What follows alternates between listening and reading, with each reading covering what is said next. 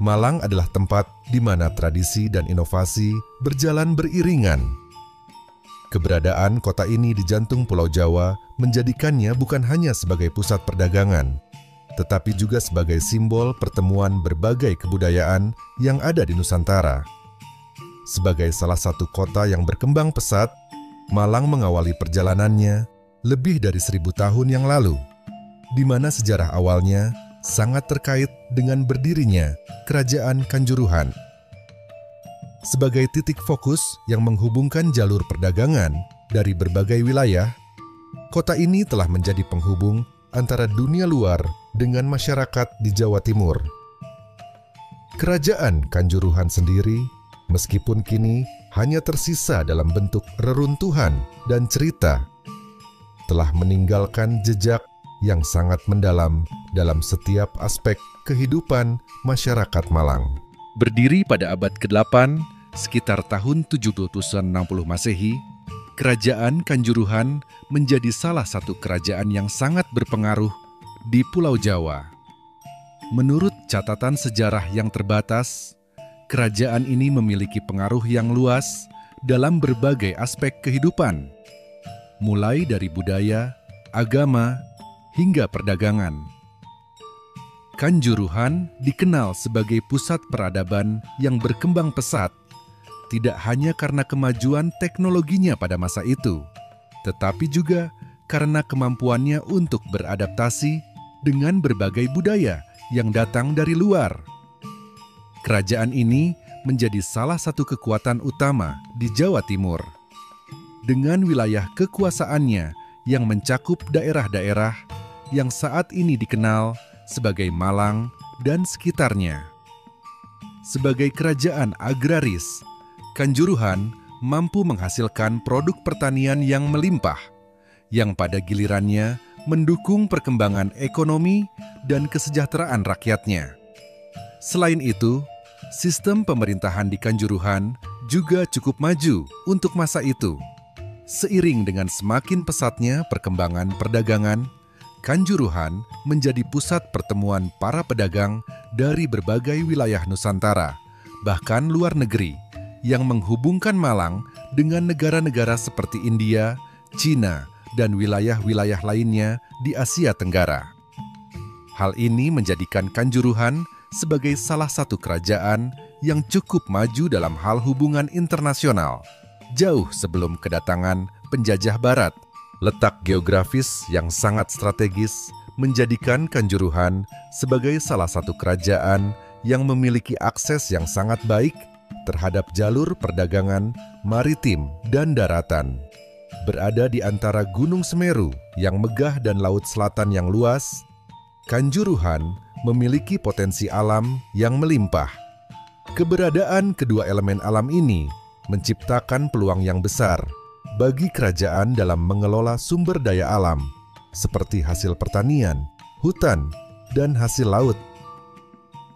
Tak heran jika Kanjuruhan menjadi pusat perdagangan penting di Jawa Timur, yang menarik perhatian banyak pedagang dari berbagai penjuru Nusantara, bahkan dunia. Selama berabad-abad, pelabuhan yang ada di sekitar wilayah ini menjadi tempat persinggahan bagi kapal-kapal dari luar negeri yang membawa berbagai barang dagangan, mulai dari rempah-rempah, kain, hingga barang-barang berharga lainnya. Dengan jalur perdagangan yang terbuka lebar, Kanjuruhan tidak hanya berkembang sebagai kerajaan yang maju dalam bidang ekonomi, tetapi juga sebagai pusat budaya yang memperkenalkan berbagai tradisi dan pengetahuan dari luar, memperkaya kebudayaan lokal. Pengaruh besar dari pelabuhan dan jalur perdagangan ini menjadikan Kanjuruhan sebagai titik temu bagi berbagai kebudayaan yang kemudian menyatu dengan kebudayaan asli Jawa Timur, menciptakan suatu harmoni yang khas dan berakar kuat dalam kehidupan sehari-hari masyarakat Kanjuruhan. Dalam legenda yang berkembang di kalangan masyarakat sekitar, pendiri kerajaan Kanjuruhan dikenal dengan nama Raden Panji, yang diyakini memiliki karisma yang luar biasa dan dihormati oleh rakyatnya. Raden Panji sering disebut-sebut sebagai sosok pemimpin yang bijaksana, adil, dan penuh dengan keberanian. Konon, ia adalah seorang pahlawan yang dihormati karena peranannya dalam memperjuangkan kemerdekaan dan kesejahteraan rakyat. Dalam cerita-cerita rakyat, Raden Panji digambarkan sebagai seorang kesatria yang berjuang melawan musuh-musuh yang ingin mengancam kedamaian kerajaan. Namun, lebih dari sekadar sebagai seorang pemimpin militer, Raden Panji juga dikenal sebagai seorang pemimpin yang bijak dalam mengambil keputusan. Di bawah kepemimpinannya, kerajaan Kanjuruhan mencapai puncak kejayaannya. Keberhasilan Raden Panji dalam mengelola kerajaan tidak hanya terbatas pada aspek politik, tetapi juga dalam aspek sosial dan budaya. Ia berhasil menjaga keseimbangan antara kekuatan militer dan kesejahteraan rakyatnya, yang membuat rakyat Kanjuruhan sangat mencintainya. Raden Panji juga dikenal karena upayanya dalam melestarikan tradisi-tradisi budaya yang ada, yang hingga kini masih dapat kita temui dalam budaya masyarakat Malang. Namun, meskipun kerajaan Kanjuruhan pernah mencapai puncak kejayaannya, pada abad ke-13, kerajaan ini mengalami kemunduran yang cukup signifikan. Salah satu faktor yang menyebabkan kemunduran tersebut adalah serangan dari kerajaan Majapahit yang lebih besar dan lebih kuat. Majapahit, yang saat itu tengah berada dalam masa kejayaan, berhasil menaklukkan Kanjuruhan dan menakdirkan kerajaan ini untuk jatuh ke tangan kerajaan yang lebih besar. Dalam catatan sejarah, ada banyak versi mengenai pertempuran antara Kanjuruhan dan Majapahit. Beberapa menyebutkan bahwa serangan ini bukan hanya merupakan serangan militer, tetapi juga sebuah proses asimilasi budaya di mana Kanjuruhan akhirnya bergabung dengan Majapahit sebagai bagian dari kekuasaan yang lebih luas. Setelah serangan ini, banyak peninggalan budaya Kanjuruhan yang kemudian menjadi bagian dari peradaban Majapahit. Meski demikian, runtuhnya Kanjuruhan tidak serta-merta menghapuskan pengaruh budaya yang telah ditanamkan oleh kerajaan ini. Banyak tradisi dan kebiasaan yang berasal dari masa Kanjuruhan masih hidup hingga kini di Malang dan sekitarnya, membentuk landasan budaya yang memperkaya kehidupan masyarakat modern di kota ini.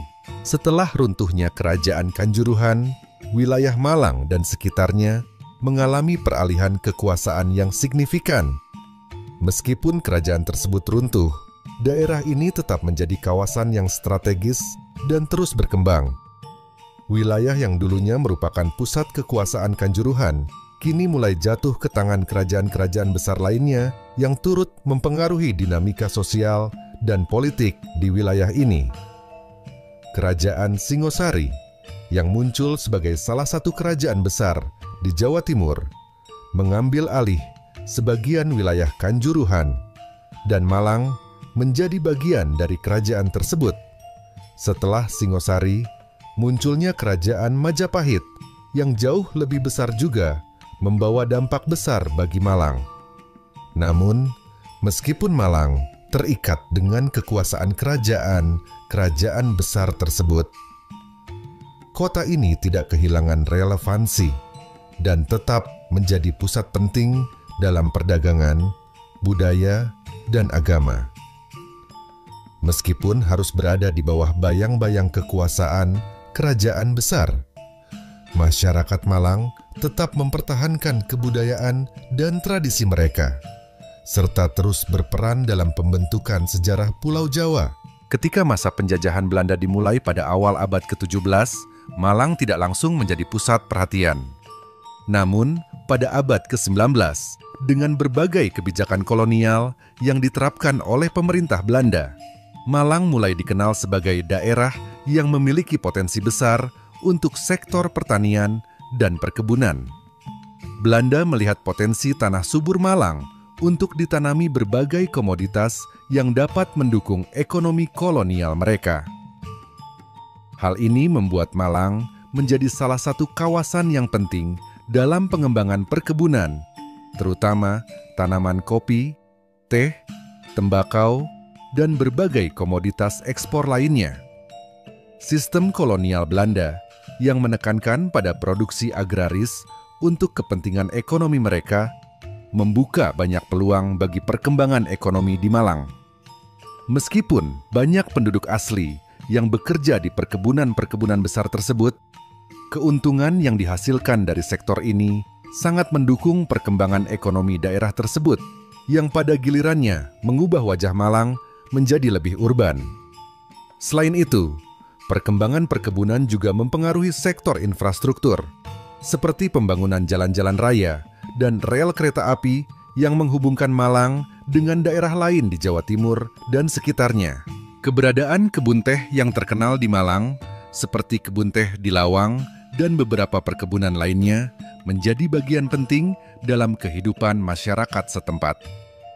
Perkebunan ini memberikan dampak signifikan dalam hal ekonomi, menciptakan lapangan pekerjaan bagi masyarakat setempat, serta memperkenalkan berbagai teknik pertanian modern pada masa itu. Kebun teh ini juga memiliki nilai sosial yang tinggi, karena banyak dari petani dan pekerja perkebunan yang tinggal di sekitar daerah tersebut menjadikannya sebagai bagian integral dari struktur sosial Malang. Pada saat yang sama, sektor perkebunan mulai mendukung perkembangan sektor lain, seperti perdagangan, transportasi, dan bahkan pendidikan. Pembangunan infrastruktur seperti jalan raya dan rel kereta api tidak hanya bertujuan untuk mengangkut hasil pertanian, tetapi juga untuk mempermudah akses ke Kota Malang sebagai pusat administratif yang berkembang pesat. Dengan adanya jalan raya yang menghubungkan Malang dengan Surabaya dan kota-kota lainnya, perdagangan dan distribusi barang menjadi lebih efisien, yang mendukung stabilitas ekonomi di kawasan tersebut. Oleh karena itu, perkembangan perkebunan dan infrastruktur menjadi salah satu pilar utama dalam proses urbanisasi Malang pada masa penjajahan Belanda. Meskipun Malang terus berkembang dalam sektor ekonomi dan infrastruktur, kota ini tetap mempertahankan akar budaya tradisionalnya yang kaya dengan pengaruh dari masa kerajaan Kanjuruhan. Kepercayaan lokal, adat istiadat, dan berbagai upacara yang telah ada sejak masa kerajaan Kanjuruhan tetap dipraktikkan dalam kehidupan sehari-hari masyarakat Malang.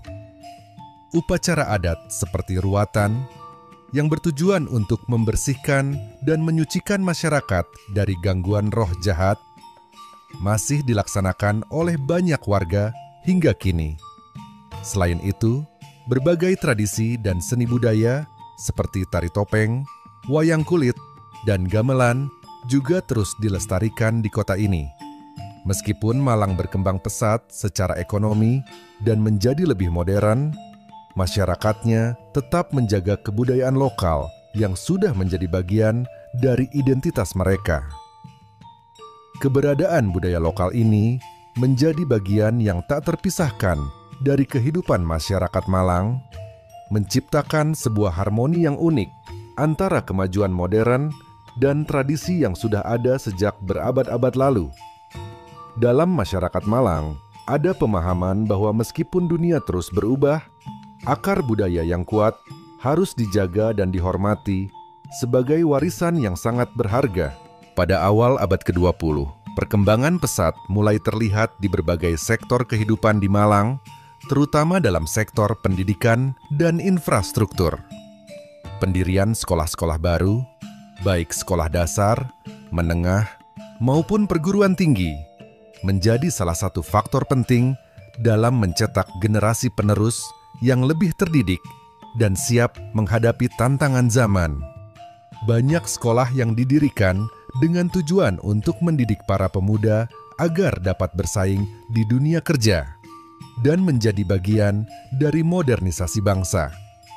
Pendidikan tinggi mulai berkembang pesat dengan hadirnya universitas-universitas yang menarik banyak pelajar dari berbagai daerah. Selain itu, Pembangunan infrastruktur yang semakin pesat juga mempercepat pertumbuhan ekonomi Malang. Jalan-jalan besar, jembatan, dan fasilitas umum lainnya dibangun untuk mendukung mobilitas penduduk yang semakin meningkat. Kota ini mulai memiliki wajah baru yang lebih modern, dengan gedung-gedung tinggi yang bermunculan, namun tetap menjaga keindahan alam dan kebudayaannya. Pembangunan yang terjadi pada masa ini turut membawa dampak positif bagi sektor perdagangan dan pariwisata.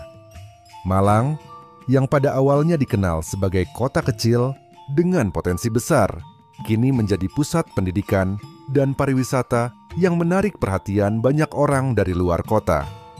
Semua perkembangan ini menciptakan sebuah transformasi besar bagi Malang, yang kini menjadi salah satu kota terkemuka di Jawa Timur. Seiring berjalannya waktu, Malang berkembang menjadi salah satu kota yang dikenal dengan penduduknya yang cerdas dan berbudaya tinggi. Pendidikan menjadi pilar utama dalam proses transformasi ini, mengingat peran penting yang dimainkan oleh berbagai lembaga pendidikan yang ada di kota ini.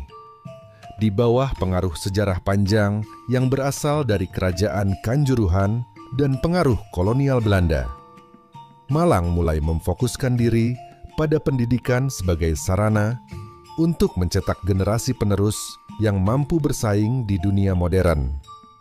Banyak tokoh penting yang lahir dari kota ini dan berperan besar dalam berbagai bidang, terutama pendidikan seperti para pendidik, intelektual, dan pemikir yang telah memberikan kontribusi besar dalam memperkaya khazanah pendidikan nasional.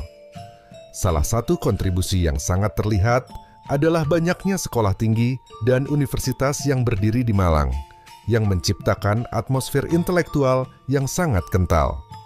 Universitas Brawijaya yang didirikan pada tahun 1963 menjadi salah satu contoh penting dari kemajuan pendidikan di Malang. Tidak hanya itu, banyak lembaga pendidikan lainnya yang turut mendukung pengembangan ilmu pengetahuan dan teknologi di Indonesia, menjadikan Malang sebagai pusat pendidikan yang diakui di tingkat nasional. Para pelajar yang datang dari berbagai daerah di Indonesia berbondong-bondong untuk menuntut ilmu di kota ini, menciptakan keragaman budaya dan intelektual yang semakin berkembang. Di tengah-tengah perkembangan pesat yang terjadi, Malang juga tak lepas dari dinamika politik nasional, terutama pada masa-masa perjuangan kemerdekaan Indonesia. Saat Indonesia mencapai kemerdekaannya pada 1945, Malang menjadi salah satu kota yang turut berperan dalam perjuangan kemerdekaan.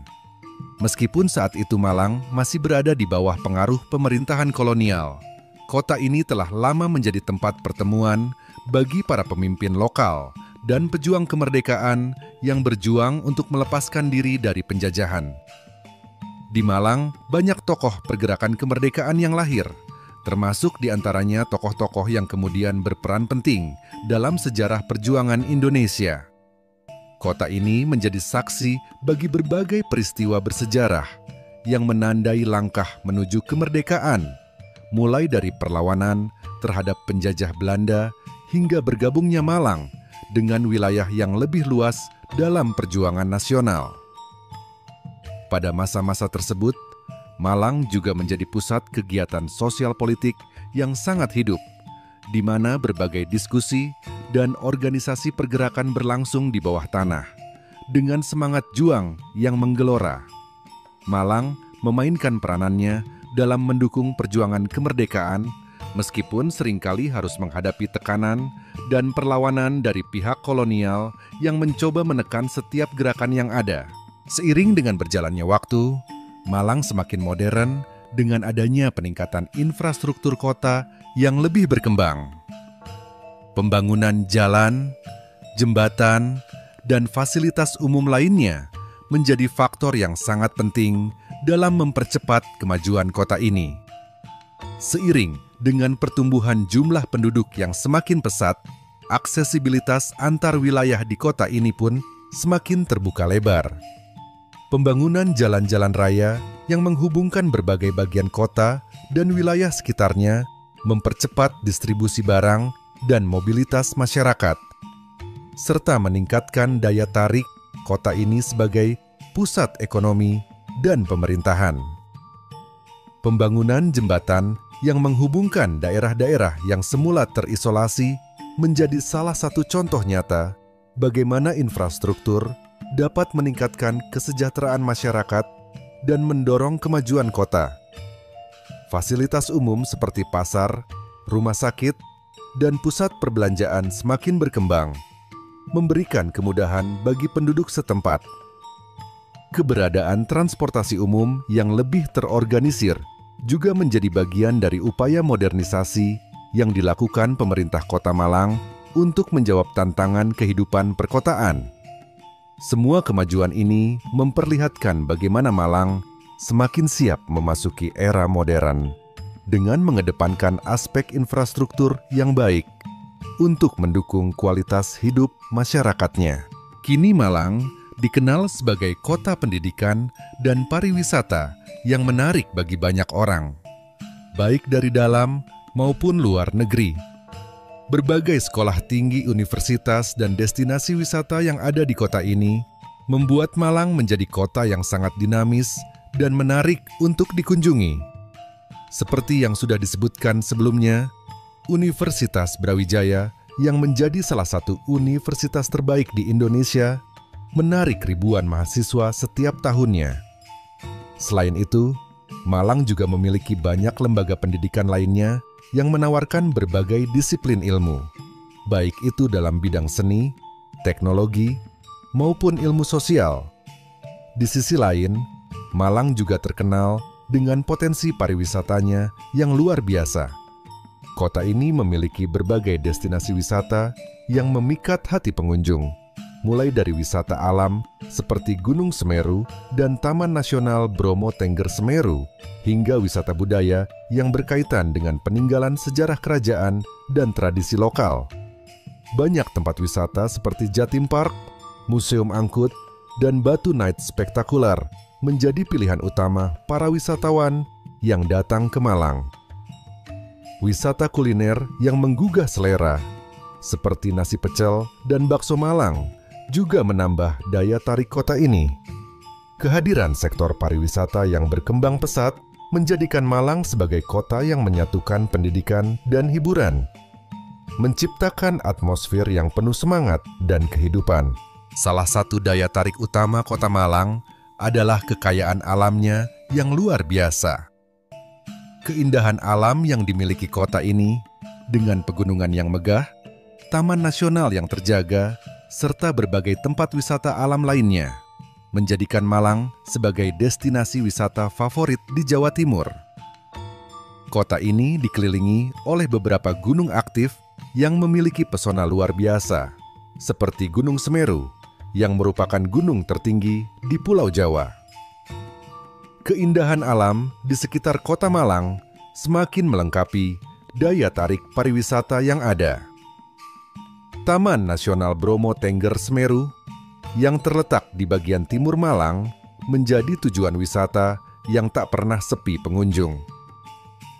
Pemandangan sunrise di Bromo yang menakjubkan, ditambah dengan keunikan budaya masyarakat Tengger, menjadikan tempat ini sebagai salah satu objek wisata paling terkenal